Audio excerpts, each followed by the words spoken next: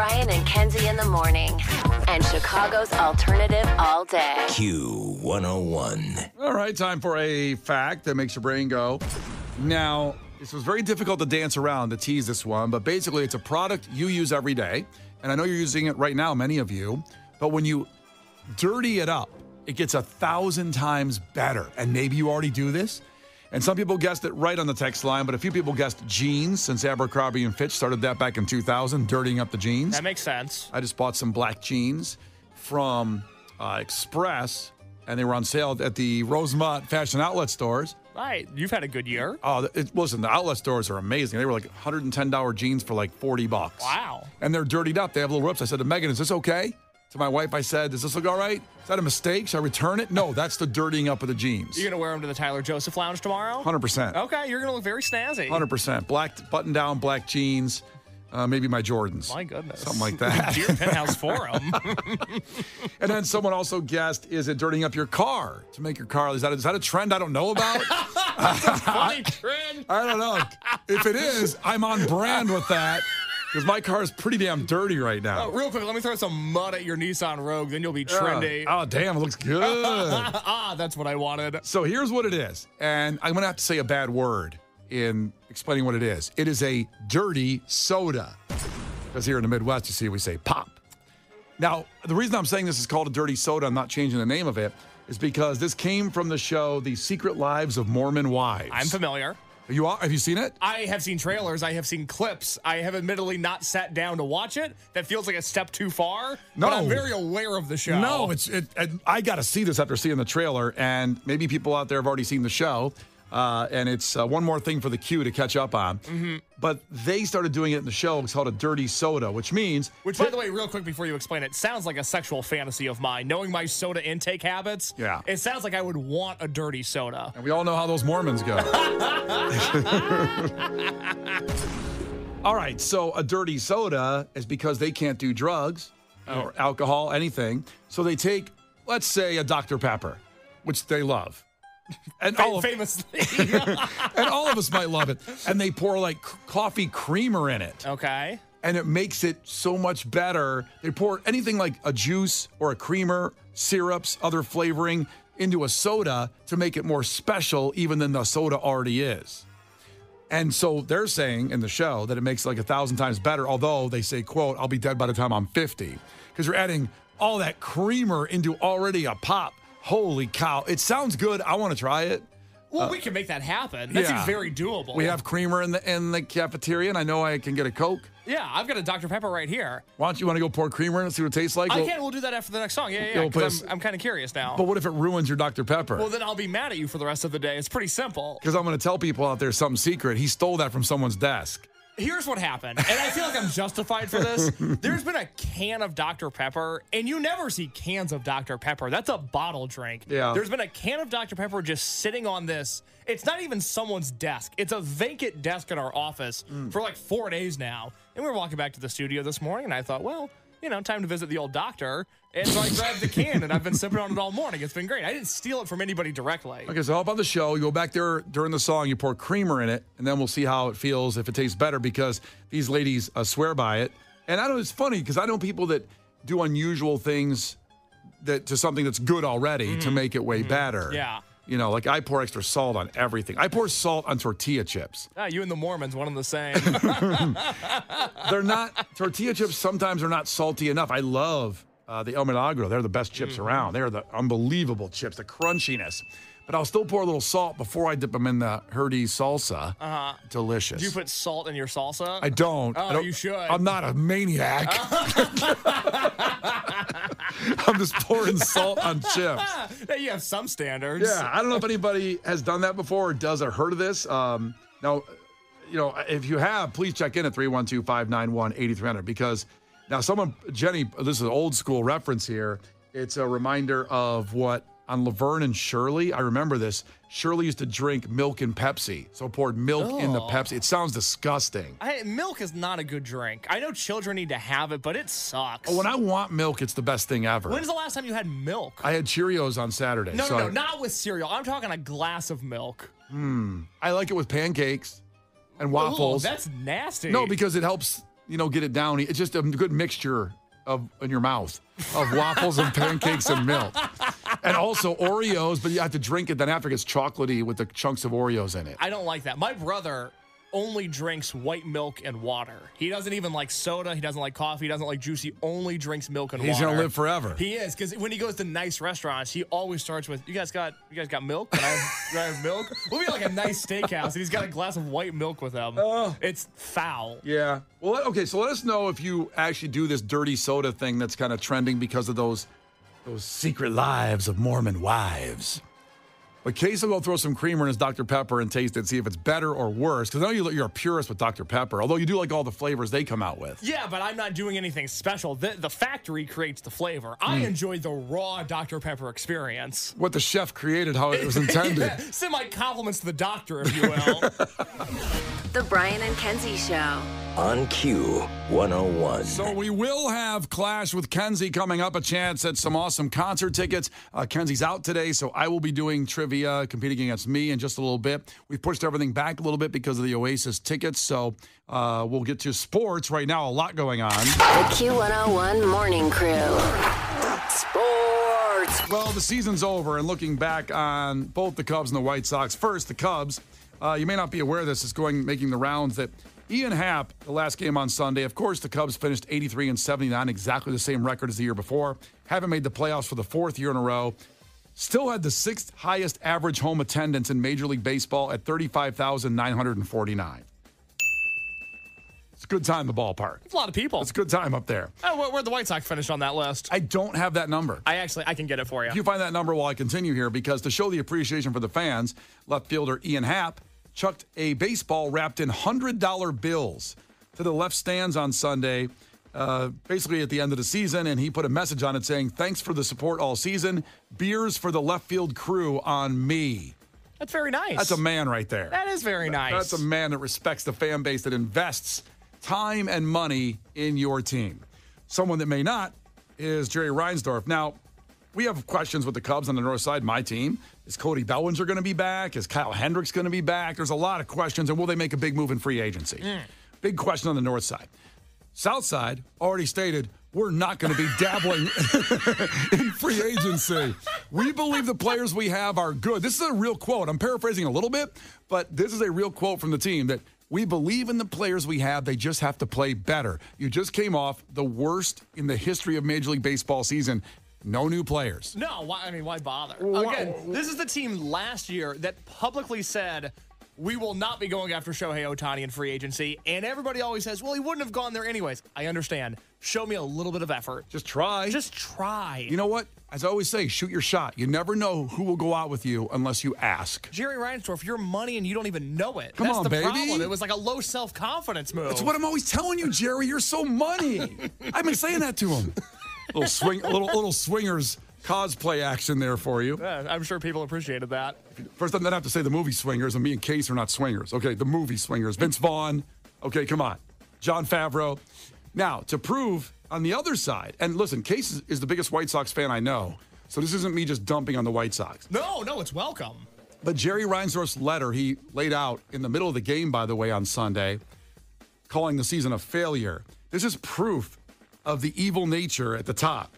Because if I read any part of this letter in the Bane voice, you will hear him as the villain that he is. So I'm going to do that for you right now. And you decide if this letter is really showing empathy toward you, the fan that invested time and money, or he's an evil overlord continuing to grab your money next year and being maybe the second worst baseball in Major League history. Yeah, because they were the fourth worst attendance in the league this year. I just looked that up. Only the Marlins, Rays, and A's had worse attendance. What was the number? It was just over 1 million fans. There were 1,380,007. There's too many numbers there. Yeah. 1 million. I just saw your brain explode. Now you have to divide that by 82, right, to figure out the number per game. Oh, I don't want to do that. That's going to be a sad number. I was going to grab Cubs are way higher. But again, I have such appreciation for the people that work at Guaranteed Rate Field going to some White Sox. They're such good people, nice people, and they had to sit there and watch it. But here's what we're going to do. Just to show you, this is the letter. This is actual paragraph from Jerry Reinsdorf's letter to you. the White Sox fans and in the voice of Bane so you can understand how rough this is. Even in the worst of seasons, where at times it felt like nothing was going right, there were bright spots that provided reasons for optimism about our future. The overall health of our organization is improving. Our minor league rankings show this growth. The Class AA Birmingham Barons won the Southern League title, while Class A Annapolis reached the finals of the Carolina League. And our organization has built an impressive future pool of talented prospects. So that's the most evil thing I've ever heard. That's from Jerry Reinsdorf's letter when read by me in Bane's voice. Evil. Do you think you went to ChatGPT and put apology and then evil in the search box? I think someone grabbed Bane from him and put it in there. That's the nicest part of the letter I could find to read in Bane's voice. That's where he's the most sympathetic towards funding the worst team in baseball history. And it reads like a misunderstood, albeit evil genius. All right, so there you go. The MLB postseason begins today, so you got the Tigers at the Astros at 1:30, Royals at the Orioles at 3, Mets at Brewers at 4:30, and Braves at Padres at 7:30. And again, I just can't think of the Tigers without congratulating Katie, who I bought tickets for, and my wife threw $200 in to go to the game on Friday to watch the Tigers clinch. And in a weird way, I want to watch the Tigers game. I was going to say, that's my adopted team for the playoffs. I'm rooting for the Tigers. I hope they kick the Astros' ass. Yes. Now, Chicago Sports Network is making its debut broadcast tonight with the Blackhawks preseason game. You're probably saying to yourself, what is the Chicago Sports Network? It's another Jerry Reinsdorf invention. This is it for the Blackhawks, for the Bulls, to watch them now. And I got to say, I want to say this on the air as opposed to just maybe DMing people I know. NBC Sports Channel on their Facebook feed, it was very sad to watch a lot of people say thank you for 20 years of everything, that these personalized messages from the anchors. And then people in the comments were going, well, what's happening? No one knows that the channel's going away. It's gone. It is weird, especially in 2024 when TV's more fragmented than ever, to announce a new network and to not advertise it. Correct. I would say there's a lot of people just now that are Bulls fans or Blackhawks fans, where these games are going to be, that are hearing about this for the first time right now. Yeah. I mean, you can't just go like I've done for years and you've done to NBC Sports Channel to watch this Blackhawks preseason game tonight or a Bulls game. You can't do it now. Or the White Sox when they start next year. Yeah, buckle up. You've got to go to this channel that's free, but it's only available on DirecTV, which I've tried to do a poll to see who listening has DirecTV, and it doesn't come out that good. No, it's, I think, 0% of our listeners, to be exact. I don't know if it's 0, but it's certainly low. Very low. Now, you can get an HD antenna and watch it over the stream of channel 62.2 and 62.3. Wouldn't it be cool if it was just on YouTube TV instead? It'd be really cool. Awesome? Now, I understand a lot of our listeners have checked in and said you can get the DirecTV app, but I'm not looking to pay more for an app right now. I don't need the DirecTV app. I had DirecTV for years. It was not a pleasant experience. I don't want to go back to that relationship. No, and also, I don't want to pay for losing teams. I want to see them. I want to have the Bulls game on, but I shouldn't have to pay for that. You especially. Me. You donated a lot of money to the White Sox this year. Thank you. Yeah, so I you certainly made a did. difference. I Yeah. did. Now, maybe you have Dish Network, and this might help. I don't know at this point, but DirecTV has purchased Dish Network for $1. I don't know the info, but that feels wrong. Well, it actually is very right because Dish Network is $10 billion in debt. With a B? With a B. Huh. So DirecTV said, we'll take on your debt, but you can't charge us like even $100,000 for all your stuff. So basically, they acquired it. Now, I don't know if they'll throw it on there if people have Dish Network and DirecTV to do it that way to watch the games going forward. Now, you should be excited to possibly, if you want to get that network and look at it, the Chicago Sports Network, to watch Lonzo Ball play as the Bulls had their press conferences and they're opening the training camp yesterday, where Lonzo Ball, after 2.5 seasons, has not played. He's been injured for 2.5 years. The last time he played an NBA game, everybody think about what you were doing at this point in your life. The last time he played an NBA game, it was January 14th, 2022. And he just made $20 million on a signing option. And started a podcast that just signed to Vox Media, so he's got some side money coming in, too. I'll put it in perspective, because people that have followed the show, I've gotten married and had a child. My daughter, Harper, is almost 2 years old. She's never seen Lonzo Ball play basketball. What a tragedy. And she watches the game. Oh, she loves it. Well, and so I'm losing NBC Sports Channel tonight. We have YouTube TV, so we're losing that. I guess I got to go buy an HD antenna from Target so Harper can finally see Lonzo Ball play basketball. Really puts it in perspective, doesn't it? Oh, God. The Brian and Kenzie Show. On Q 101. The Brian and Kenzie Show. On Q 101. Tomorrow is The Lounge with 21 Pilots Tyler Joseph performing live. The shows are tonight at the Madhouse, tonight and tomorrow. And today's winner will get tickets to tomorrow's show and get in the lounge, one of the last people in. So let's go to the phones. We have a lot of people checking in here, and obviously one of the most powerful things to shut down our servers of our phone lines has been this of the last 2 weeks. This has been, you think about all the great phone contests we've done, Smashing Pumpkins at the Metro, Fall Out Boy at the Metro. This is up there, and it's even more exclusive than that. It really, all of those are A-level, and this is right there with it. So let's get to the phones. I'll just pick up, somebody here. How about Jackie in the 219? Jackie, ahoy, what's going on with you today? Ahoy, Brian. You on speaker? Oh, my God. You got me on speaker? Yeah, I'm at work. That seems like the time to not use speaker. Yeah, it should be the opposite, right? I will take you off. Is there people around you, too, right now? Yes, my coworkers. They were praying for me so hard that I would win. Oh, my goodness. What do you do for a living? Do you work at a church? No, but I sell ventilators for a living. Oh! Well, listen, you are truly a lifesaver, if you know what I mean. I'm trying, man. I'm trying. I'm excited. Tonight's my 37th show. Whoa. What? I'm going to see them tonight, and tonight's my 37th show.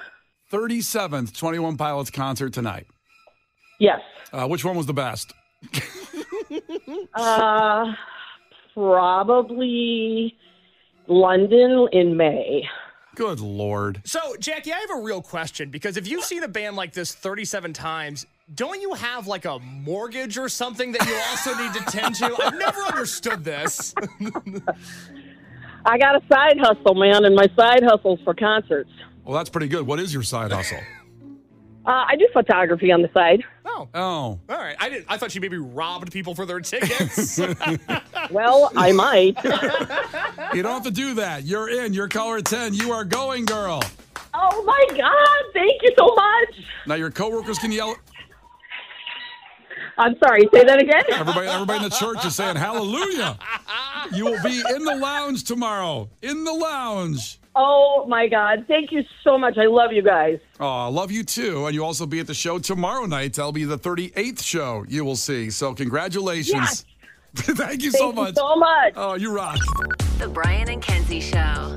Q 101. Brian and Kenzie on Q101. Time for some music and entertainment news. And we just threw out there that if you want a chance, at floor seats for Oasis at Soldier Field, we have a chance tomorrow morning at 7. Every day this week at 7 a.m. So make sure you're here. But also, you can just text right now, BROTHERS, to 312-591-8300 for another chance to win floor seats from Q101. Now, we announced this show yesterday, and of course, the UK shows were announced a while back. Now you got North America, where you got Toronto, New York, Chicago, LA, and Mexico City. Those are the only shows. This Soldier Field show is going to be nuts. And if you're like me, you've been hit up by your friends out of town, huge. Hey, I registered to buy the tickets. So you think, oh, you work at Q101, they're going to throw you some. That's what I thought. And listen, we are well taken care of here. When I first started in radio way back in the day, it was the big benefit as a college kid, interning and getting in, that you get free concert tickets. But these shows are too big now. Everything is too much. Every seat is worth so many dollars. And I'm not saying I'm not going to finagle and work my ass off to get free tickets. Of course, I know who you are. I know what you do. I am the schmooze king. Mm-hmm. Some have said this. I am the small talk captain of Wrigleyville. At the same time, I registered like everybody else to get tickets to buy some because my wife is a huge fan. We have friends. I have some English friends that are huge fans that live out of town. They're coming in. Well, can't they go see them in England? Leave some for us. Well, I'm going to buy what I'm going to buy. Like everybody else, I'm on the open market. Okay. Just like you. Yeah, free market capitalism, baby. If I buy some and you don't get some, too bad. We both had the same chance. Suck it. Suck it, Case. Now, Oasis has announced, though, that they had a weird backlash in England when the tickets went on sale because they made it so you could not transfer a ticket, which I don't know how you do that. Just through the app. I mean, but you make it so it's non-transferable. Mm-hmm. So when you're trying to scout from somebody out front and they have a screenshot of the QR code. Don't do that. Don't do that. I believe it says on the Live Nation app, screenshots will not get you in. So they won't work when you get the scan. Correct. Just please remember that because people do hang out front and they'll give you a screenshot of something and just make sure you have your ticket. Not for this show. I'm talking about any show. Mm-hmm. Now, original pricing for these tickets are earmarked right now from $90 to $260. And they have a Ticketmaster, of course, the dynamic pricing thing, which was designed to stop scalping. But, of course, it makes tickets sometimes $1,000 through them because just the way it works. So they are now saying this is a statement from Oasis. It is widely accepted that dynamic pricing is a useful tool to combat ticket touting, as they call it, and keep prices for a significant proportion of the fans. That's what it's designed to do, is to make sure fans get the tickets. But because of the demand, they're not going to use dynamic pricing. Good. So that is good. They're trying their best to make it affordable for everybody out there at Soldier Field for that Oasis show with Q101. It sounds wrong to say that. What were the price ranges? $90 to $250? $260, yeah. $260. I can live with that. It's Oasis at Soldier Field. I'm good. If I know it's in that ballpark, I can pay that. I haven't seen him since 2008, and you probably never see him again. Yeah. I can't say they're going to keep doing this. They're not going to pull a Guns N' Roses and just get back together and then tour for 20 more years. Why can't they get along? It's not impossible. Which one, Guns N' Roses or Oasis? Both. Well, Guns N' Roses worked out fine. It did work out. Well, you know what it was with Guns N' Roses is eventually Axl opened the door for Slash after him going, hey, Axl, we could make a lot of money, man. Why don't we just get back together? After a decade of just not doing it. And finally he said, yeah, we can do this. Let's just do it. And now this whole reunion thing's been going on, I think, at least 10 years. Just about, yeah. For GNR. And now maybe Oasis will do that. It'd be nice. But you can't bank on it, so you have to see the show at Soldier Field. And I'm just glad they're trying to get the tickets in the hands of fans the most. Because pricing, we all know this. It's no lie. It's out of control right now. But that's because of the demand to see these excellent bands. This has been a hell of a summer. A hell of a summer. Speaking of which, a band I wanted to see a lot of at Aragon got canceled. That would be Jane's Addiction. And we talked about this the last few weeks because Perry Farrell, creator of Lollapalooza, love him to death, see him every year in Grant Park, punched Dave Navarro in the face on stage as their reunion tour was not going well. Love him to death. He did punch Dave Navarro in the face. Listen, I have my moments. You punched me in the face. You're a monster. Listen, I can't help it. These emotions take place. He couldn't hear on stage because this is what he heard in his own ear of his own singing because Dave Navarro's guitar was too loud.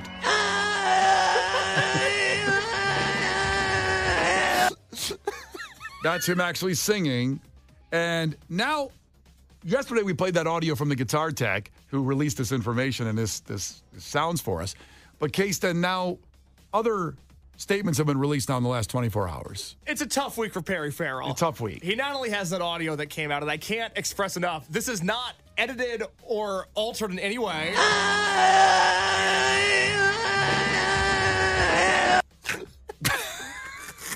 Yeah, go on. So, he was not only the frontman of Jane's Addiction, but he was also the frontman for the band Porno for Pyros. We make great pets. That was good. We make great pets. Sounded better than Perry did. Are you sure? Yeah, I'm positive.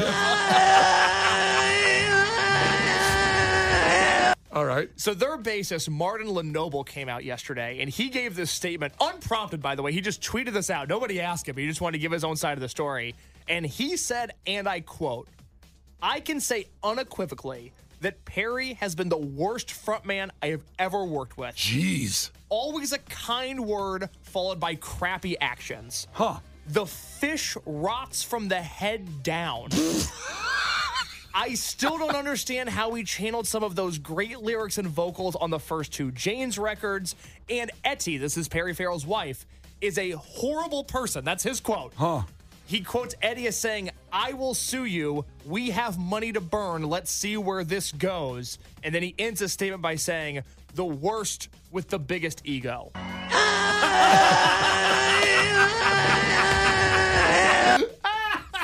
That's a sound I'd make if someone said that about me. Wow. We love this continuing saga, and I'm really upset that the tour fell apart because I was really looking forward to that Aragon show. I wanted to see Love and Rockets who are opening, and that's not going to happen either now. Those poor guys. I know. Did they continue with all the tour? No, and I can't think of the third band that was on that show. I can't think of their name, but they not only got kicked off of the Janes tour because the Janes tour, they kicked themselves off the tour. Right. But they just had another tour fall through. Jeez. And so it's been a bad time for those bands. I feel very bad for them. Well, some rough news there. How about some more positive news? As Frances Bean Cobain, the daughter of Kurt Cobain and Courtney Love, and Riley Hawk, the son of Tony Hawk, skateboarding legend, have announced the birth of their first child. They just got married recently. Yeah, last year. Yeah, did they get married? Let's see. Is that baby conceived before they were married? No, the baby was not conceived out of wedlock, Brian. Married October 23rd. Okay, so apologize to them. I do. I'm sorry, guys. I do. The ceremony officiated by Francis's godfather, Michael Stipe of REM, by the way. Wow. Yeah, how about that? And they announced the birth of their first child. Now, you look at them, by the way. That's going to be the most beautiful baby ever, besides Harper, my baby. Naturally. Of course. Hey, you want to say anything about Kenzie's baby, or are you going to leave? Kenzie's baby, she's sick today. She'd say the same thing if she was here. I'm sure, I don't want to speak for her, but I'm sure she'd say, Marino is better looking than that baby will be, too. Congratulations. Boy, two great people, and we have been through a lot. Not so much Riley Hawk, but Frances Bean Cobain. No, Riley Hawk's had it pretty good. He's had a great life. He is a professional skateboarder. He's very good at it. Yeah. Yeah. Imagine, and I know, sadly, Kurt Cobain is not here with us, but imagine growing up and your grandparents are Tony Hawk and Kurt Cobain. A pretty good life. Wow. I had a fantasy once that Tony Hawk was my dad. How did that go? Because I've always wanted to skateboard and I can't. Famously. And I thought if I was his son, I could skateboard. That's not how it works. I could do a double fakie or pull a rail. Yeah, but think about pull a rail. God, you don't know anything about skateboarding. Brian and Kenzie in the morning. And Chicago's alternative all day. Q101.